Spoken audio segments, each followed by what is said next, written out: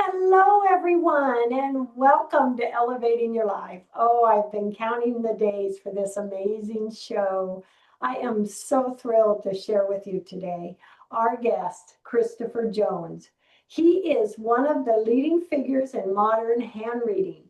Trained in the early 1980s under the UK Chirological Society, he became its first student to complete all advanced courses and later ran the organization for a decade. His work blends sociology, psychology, astrology, and esoteric Buddhist principles, refined through postgraduate study in philosophy and theology at Oxford. He is a pioneering researcher and author of the more than 15 studied texts. Christopher has trained many of today's most respected international hand readers. He co-founded the International Hand Reading Association, promoting an ethical research-driven approach to the chirology worldwide. He is the author of the amazing book, The Palmistry of Fingerprints. Oh, I actually just absolutely loved it. Oh my gosh. It gives us a comprehensive look at the significance of the skin ridge patterns found in your hands. First off, I want to say welcome, Christopher. So happy to have you here. Oh, thank you for having me on your show, Paula. It's lovely to be connecting with somebody in Seattle, which is I've been there a long time ago. I was there in about nine. I was around there. I was there around the time the Mount St. Helens exploded. So that's how long ago it was I was there. Wow. Yeah, I've been doing, as you quite rightly said, I've been doing hand reading for about that length of time. I started in 1983, and your summary of the history of it was quite accurate, actually. So yeah, thank you for having me on your show. You're Wonderful to be welcome, here. and big hugs to New Zealand, where you are joining us from. So, first off, basically, what is hand reading and how does it work? Yeah, that's a good question to start with because people I think have a very ill-informed understanding of hand reading because mainly because people think about palmistry, and the main problem I have with palmistry is it tends to view everything in a sort of very um, theological perspective, actually, whether it's a Hindu version of that or it's a Christian version of that. And what I mean by that is there's this view that somehow the marks in our hands are put there by God or are put there as a mark of some kind of external agency. And this is a tradition that occurs in the Indus area where they would look for the signs of enlightenment in the hand. So they would look for the signs of the Buddha. The Buddha supposedly had wheels in his palm, which we think are like whorl fingerprint patterns. That's what we think they're probably referring to. And in the European traditions, they would look for triangles and crosses. And these would be the marks of the favor or the disfavor of God, or the marks of your enlightenment progress or your not enlightenment progress. So this sort of had this very strong spiritual understanding of what the markings in the hands were. And it's quite a crude sort of interpretation, really, but that's really a reflection of the way in which people understood life, the universe, and everything. So when you look at the history of hand reading in Europe, it kind of begins at around the middle of the 12th century, the 30th, 13th century. We think that it came into Europe from Arab sources, probably from India originally. But when it comes into Europe, it gets translated very much by the dominant ethos of the day, which is the Roman Catholic Church. So this idea that you look for crosses in your hand, like or shapes like triangles, is a reflection of that. So if you had a triangle, they call it the Great Triangle in palmistry, but it's a completely silly idea because it's to do with the Holy Trinity. God the Father, God the Son, and God the Holy Ghost. So if you had a triangle in your hand, it meant God was blessing you and you were going to have a fortunate life, free of disease and not going to die early. Whereas if you had lots of crosses in your hand, that would show you how you were going to die, because of course the cross is the symbol of death and resurrection within the Christian tradition. So this approach to looking at the hand as being an indication of the marks put there by God, which is actually referenced in the Bible. So there's a passage in the Bible, Job 37:7, which basically says, "He sealeth up the hand of every man, so that every man might know his work." I mean, it's literally a section from the Bible that sort of describes that relationship, that, the marks in your hand have been put there by God. Now, we live in a more secular world. We understand the world differently. So, of course, we understand what's going on here in quite a different way. But the idea that your hand shows your fate or your fortune, and therefore can show something that's going to be predictive to you, comes from this deterministic idea and understanding, which itself comes from Christian theology or the Vedic traditions, which are again equally kind of fatalistic in that kind of way. So the biggest challenge we have as hand readers in modern hand reading is to say, look, hand reading is not about that. Hand reading is not about fame and fortune and how long you're going to live and how are you going to die and how many babies you're going to have. No, no, no, no, no. Funnily enough, you do actually have some choices about that. I mean, I rather facetiously say in the book in the introductory pages when I talk about this, these are the myths about hand reading, and and when can you tell me how many babies I'm gonna have? I go, well, no. As a modern woman, you have contraception and you have the choice. It's kind of like let's give that back to the people whose choice that actually is. Rather than say, oh no, some patriarchal monotheistic God has determined that you're going to have five children. Like what is that? What kind of way of thinking is that? And yet, despite the fact that hand reading has been taken seriously for probably about 150 years, everybody still has this view, and I mean, I get people coming to me and say, can you tell me how many babies I'm going to have? You're like, no, no, I can't. It's not possible to tell that, "Oh, can you tell me if I'm going to get married? No, you can't see the institution of marriage etched in the lines of your hands. Don't be silly. What are you talking about? What we're looking at in the hand is the internal processes of human consciousness.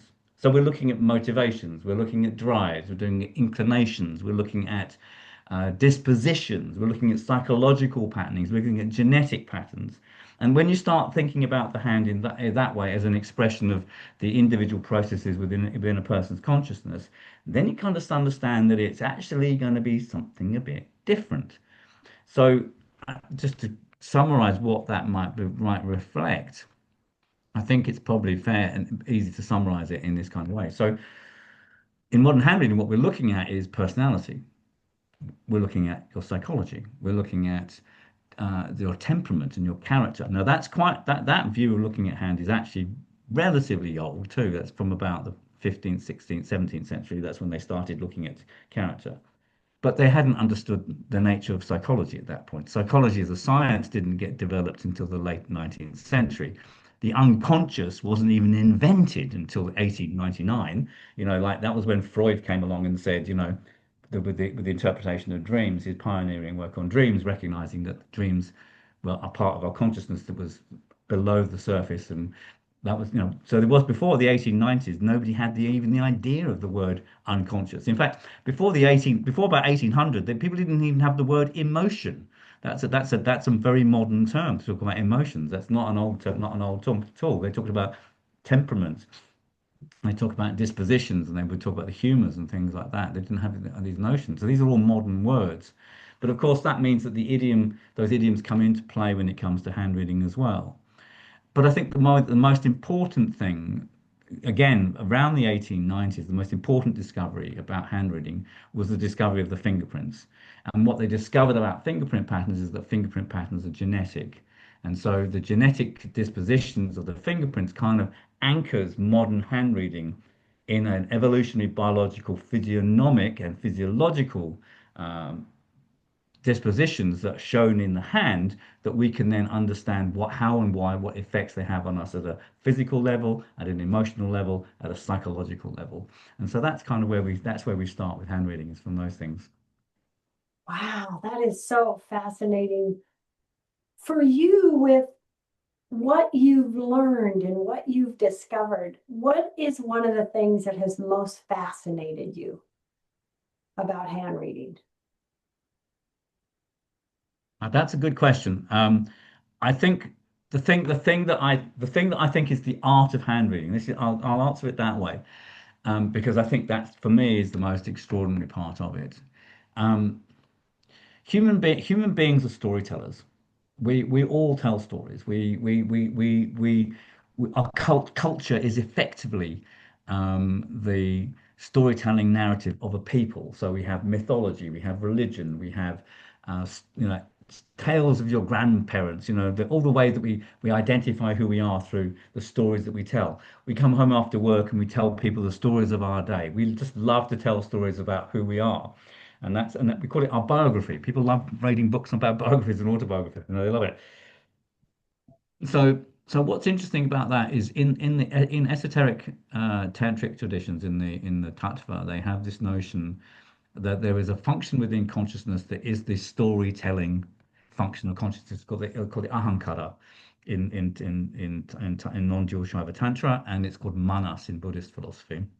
But there's this notion that there is a part of human consciousness that creates the narrative story of I. In the West, we call it the ego, but it's who am I? What am I? What is my identity? And again, if we go back to the fingerprint patterns, what's interesting about the fingerprint patterns, of course, is they show our identity because they're unique. Everybody's fingerprint patterns are unique. And we know they're used for identity because the FBI and the police around the world use it for identification purposes. So what's interesting when you're looking at the hand is saying, look, there's all these different ingredients. We look at the fingerprint patterns, we look at the shape and size of the fingers, we look at the lines of the hand, we look at the thumb, we look at the shape and structure of the hand. These are all the different ingredients that make up the identity of an individual.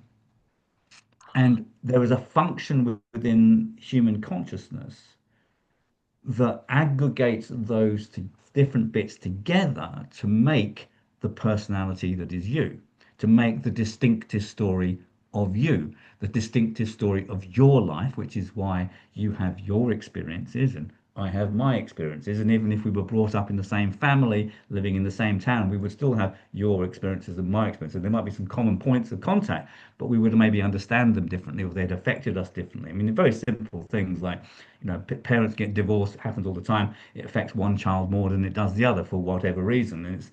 So you can have the same experience, but sorry, you can have the same event, but you can have a different experience of the event. So what we're looking at in the hand really is how that person experiences the world. What are the ingredients that make up their sense of identity? And how do they weave that together to make a coherent sense of themselves and act in the world? And I say this to my students all the time. They say, "Oh, this person's got really contradictory things. You know, this says they're very extrovert, and this says they're very introvert. I don't know how to interpret it." And I go, "Don't worry about how to interpret it. Think about them. They've got to live with that. They've got these two different impulses that kind of appear to be contradictory, but each of us have contradictory impulses, but we work out how to make it happen. That's the story of what we are, and that might be why we're so uniquely original in the way and differentiated in the way that we are."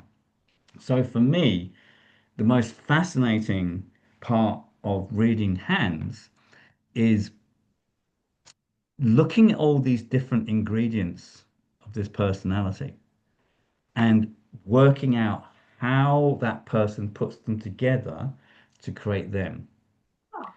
And what's extraordinary about that is that when you do that, without fail, the person says, "Oh my God, I feel like you're in my head. Oh my God, I feel like you know me from the inside." And I go, well, I'm not really in your head. I'm just a map reader. But a good map reader can describe the contours of the land of that where that person lives in the contours of their mind. So it's kind of like this ability that hand reading has is to really understand that human being from what it's like from their point of view. It's really literally like stepping into somebody else's shoes and seeing it from their point of view, as much as that's ever possible. I mean, you have to say it's still going to be filtered a little bit through by my interpretation of those features. But essentially that's exactly what happens all the time. And I've been doing this a long time. I've been doing this over 40 years.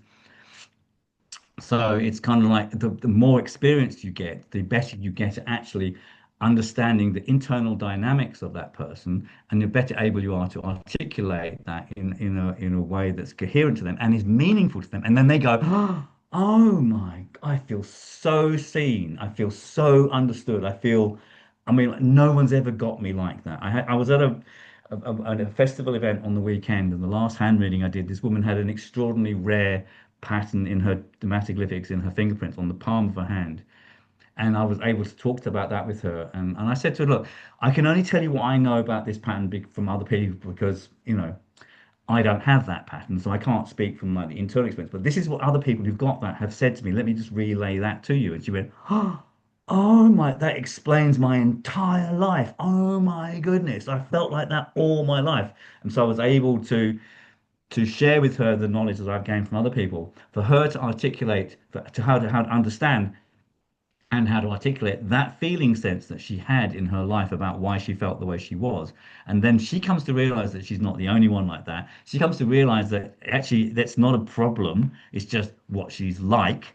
And so it's really like that. It's really just finding out what these impulses and drives are. So to go back to what I said about before about marriage certificates aren't in your hand. No, because the hand shows the internal processes, not the external effects, not the external manifest things, not your fate and whether you're going to have a job or whether you're going to get married or whether you're going to meet a tall dark stranger or whether you're going to get a fortune and win the lottery. No, no, no, no. Those are all external things. And that's palmistry. They make these really simplistic associations between the markings of the hand and those things without actually understanding that the hand doesn't show the externals, it shows the internals. It shows the internal processes of consciousness, and a good hand reader can just work out how those play together to make that person's life. And that's what we do in the International Hand Reading Association. So we've set up an organization about 7 years ago. And what we do is we basically test people. We give them a handprint. So they don't get to see a person. They get a piece of paper with a handprint on it. That's what they've got. And they have to write a 5,000 word essay on that person. That is And so amazing. if they accurately describe the person, if they accurately describe their temperament, if they accurately describe their character, if they accurately describe what job they do or what kinds of job they do, if they can accurately work out their emotional dispositions and their relationship needs, work out any kind of childhood traumas or other sort of difficulties that they've had in their life, and also their health, if they write all that and it's all accurate, like 98% accurate, then they pass. And if they don't get it accurate, they don't pass. It's as simple as that. And so the criteria has always got to be is when you're testing students, when like that, can you accurately describe that person's life? Yeah. Do you have the ability to see what the ingredients are and see how that person makes their life? And if you can do that, then you're a good hand reader. If you can't do that, then you're not really. And you might say, oh, look, you've got, big ears. And you go, well, great, fine. What doesn't tell you very much? Like people might make simple associations. Oh, you've got a whirl on there, and that makes you very independent. It's okay, that's fine, but tell the story. Probably the analogy, the best analogy I've got for that is like, if you go into a pantry and then you open the pantry door and there's pasta and there's spaghetti and there's flour and there's chocolate and there's raisins and honey and molasses and a bit of meat and some onions and you kind of go, well, what do you want to make? You take those. So if you get all those ingredients and put them together in a big mess, you're going to have this sort of spaghetti bolognese chocolate fudge cake, which is going to taste terrible. So you got to work out, and nobody would make that, nobody in themselves. They go, well, I've got this part of me that's quite savory, and I like doing that on a Friday and Saturday, and I'm on the weekends. That's my hobbies. And then I do this in my work. This is my job, and that's the chocolate and the molasses and the honey, And it's like so people put together bits of things like you would with a pantry. You wouldn't just Yeah. bung everything together in a big pan and boil it all up. And so we're like that. We have all these different characteristics, and each of us tries to knit them together as best as we can to create a life that's meaningful to us. And so, if we can see those patterns in the hand, we can help people make choices in their lives which are going to make their lives meaningful and full of joy. And that's really the purpose of hand reading. So amazing and so awesome. And Christopher, you have actually looked at palm prints, fingerprints of uh, famous people. Give us an Yeah. example of that and what that. Well, that was it. would you like to see some I love illustrations of it. that? Would Yes. that be good? Because I can just bring some stuff up on the screen if that's all right. Let me get that on there. Let me see what I got. Okay, well, let's talk about. You were quite curious about Albert Einstein, I think. So let's have a look at Albert Einstein. Albert Einstein's obviously very famous person. These are his handprints. You can actually see his signature being written down here, right just there. That's his signature there. So it's definitely Albert Einstein's handprints, and he actually had his hands taken about 4 times during his life. And what's interesting about people like Einstein, of course, is Einstein is an instantly recognizable person. He's incredibly different. No one's like Einstein. He's brilliant. You know, there's no argument about this guy's a genius, right? Okay, so we're all happy with that. So when we look, we have to look at what he's got in his hands. And there's a couple of things that are really interesting. The first thing to look at is the quality of the fingerprints. I don't know if we can see them in this particular version of the hand. This isn't a very good quality print actually. I might get another one because there's a few more here, but this is showing both of his hands together. And what I particularly want to illustrate here is what we call the air line, or the in palmistry they call it the headline, which is this line which comes down here like this, which you can see in his Yeah. hand is split in two and is really, really long. So if you get that, so that's his left hand on the left, and this is his right hand on the right. And so you can see that this is a really, really long airline going all the way down here like this. In fact, it's got to feel a little bit down there too. So, so what we know about Einstein is this: we know that he's very intelligent. Do we agree with that? Would you agree with that? Would you say yes, Yes. Einstein is an Yes. intelligent human being? All right. So this line is to do with the intellect. This line has all, it's called the headline in palmistry. It's to do with cognition and to do with how the person thinks and how the person understands. And so what we'd expect to see is someone with a really unusual headline in someone who was unusually clever. And that's in fact exactly what we find. And what we find here is that what's unusual about his airline is partly the length, which is one thing.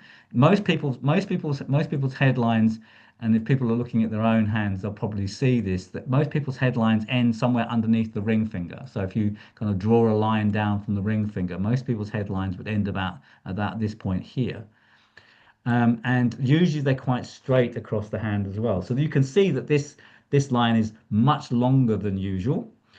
And you can see not only is it longer, it's split into different parts, and that the complexity of the line shows someone with a complex intellectual orientation. Someone has a multiplicity of perspectives and can see things in lots of different kinds of ways. And that's, of course, is exactly what you need if you're going to invent a whole level of theoretical physics that no one's ever heard of before. You've got to have a way of seeing things that are a bit different. And so, and this is what happens again and again in handreading.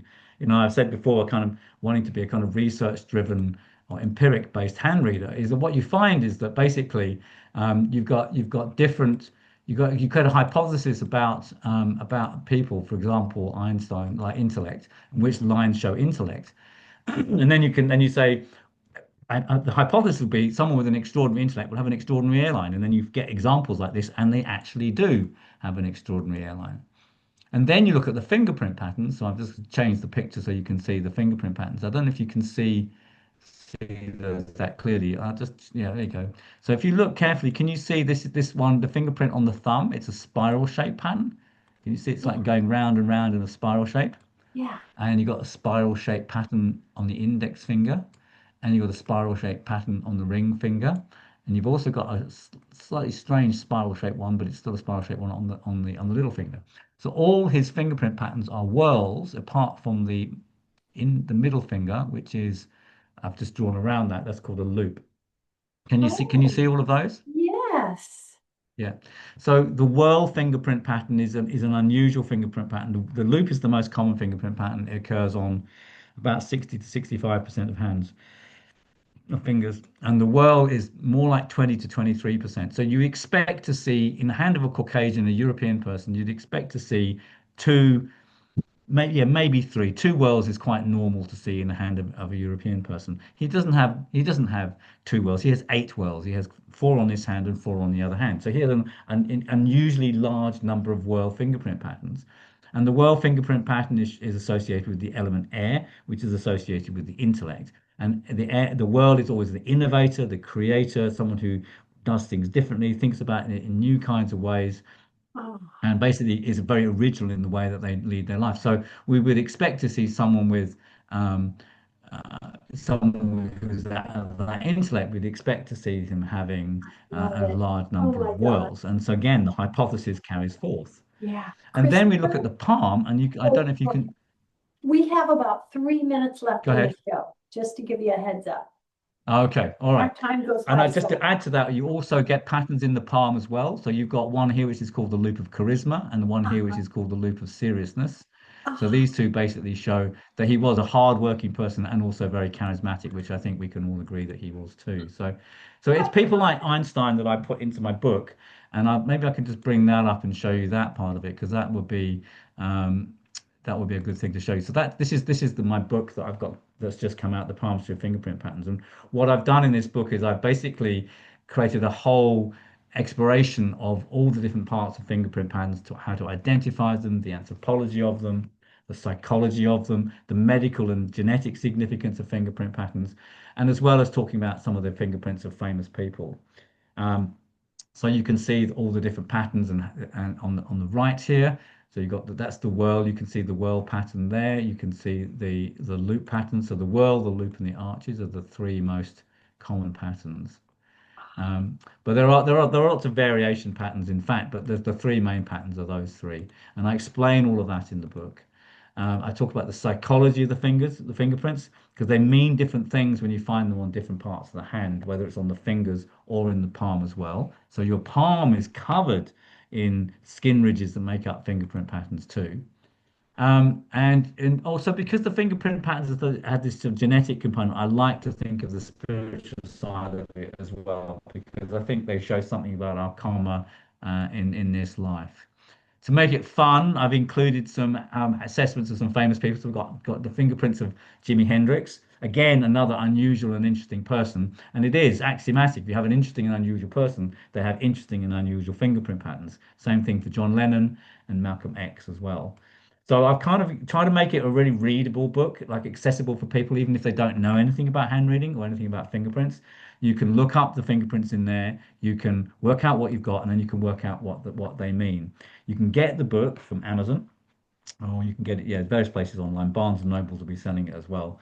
And if people want to kind of find out more about me and what I do, then probably the best thing for them to do is come and find me on the internet. So I've got a YouTube channel at Master Hand Reader. I've got Facebook and Instagram, and also a website www.handreading.nz. But it's an absolutely fascinating topic, Paul. And I mean, I could go on for hours and hours and hours oh, about it. But you asked some really good questions yes. about what is it about. It's about finding out who you are, what your motivations and drive are, what moves you, what's important to you, and therefore how to create meaning for you in your life. And this book, anybody who gets it they will find that it will help them answer all those questions.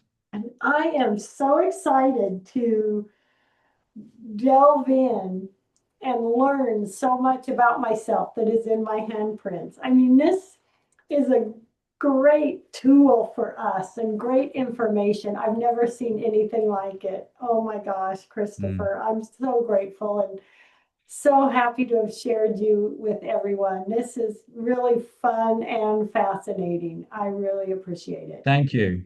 Yeah, it is. It is enormously fascinating. I mean, that's why I've been studying it for 43 years, and I Yeah. still learn something new every day as well. On the weekend I discovered some new things about Oh, fingerprints that aren't even in the love book it. because I've only just worked them Oh, out. So it's an endless well, subject, really.